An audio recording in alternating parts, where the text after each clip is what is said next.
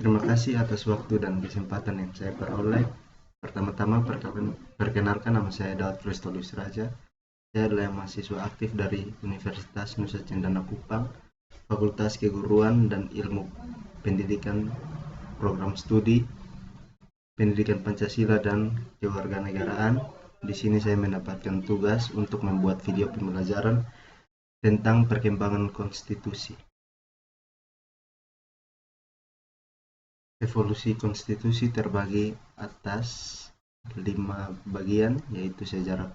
Yang pertama sejarah konstitusi, yang kedua konstitusi di Indonesia, yang ketiga perubahan Undang-Undang Dasar 1945, yang keempat lembaga negara pasca amandemen, yang kelima tata urutan perundang-undangan. Sejarah konstitusi. Apa itu konstitusi? Konstitusi berbeda dengan undang-undang dasar, dikarenakan suatu kekhilafan dalam pandangan orang mengenai konstitusi pada negara-negara modern, sehingga pengertian konstitusi itu kemudian disamakan dengan undang-undang dasar. Kekhilafan ini disebabkan oleh pengaruh paham kodifikasi yang menghendaki agar semua peraturan hukum ditulis demi mencapai kesatuan hukum, kesadaran hukum, dan kepastian hukum.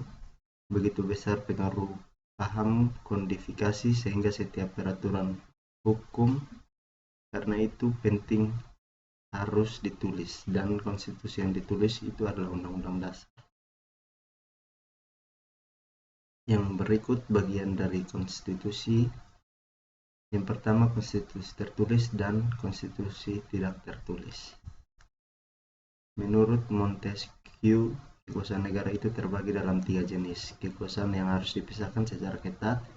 Ketiga jenis kekuasaan itu adalah: yang pertama kekuasaan membuat peraturan perundang-undangan, yaitu legislatif; yang kedua kekuasaan melaksanakan peraturan perundang-undangan atau eksekutif; yang ketiga kekuasaan kehakiman, yaitu yudikatif. Menurut Van Vollenhoven,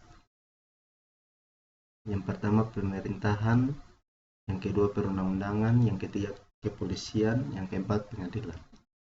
Berdasarkan teori hukum ketatanegaraan yang dijelaskan di atas, maka dapat disimpulkan bahwa jenis kekuasaan negara yang diatur dalam suatu konstitusi itu umumnya terbagi atas 6, dan masing-masing kekuasaan itu diurus oleh suatu badan atau lembaga tersendiri, yaitu kekuasaan membuat undang-undang, yang kedua kekuasaan melaksanakan undang-undang, yang ketiga kekuasaan kehakiman, yang keempat kekuasaan kepolisian, yang kelima kekuasaan kejaksaan, yang keenam kekuasaan memeriksa keuangan negara.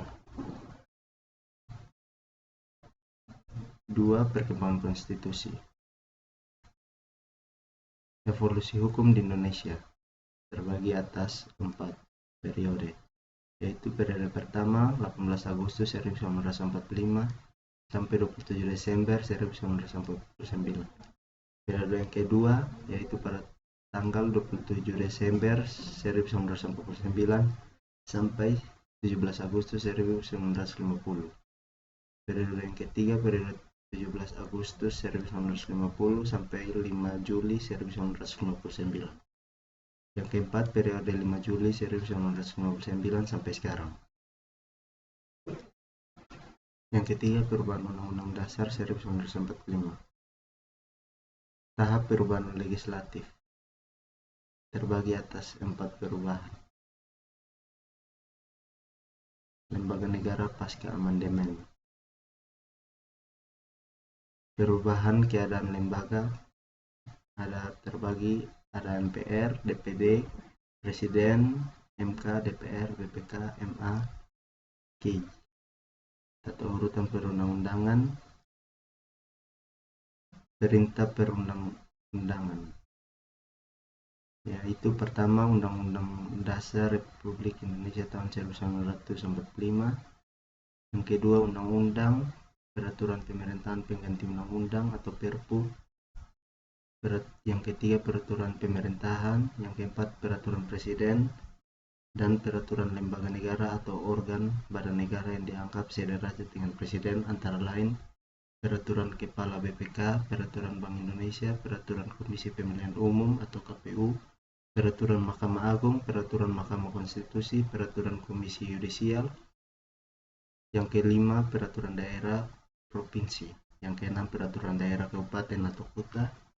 Yang terakhir, peraturan desa. Sekian dari saya. Terima kasih. Jalan-jalan ke Amerika, pulangnya very good time. Terima kasih atas perhatian Anda, and see you next time.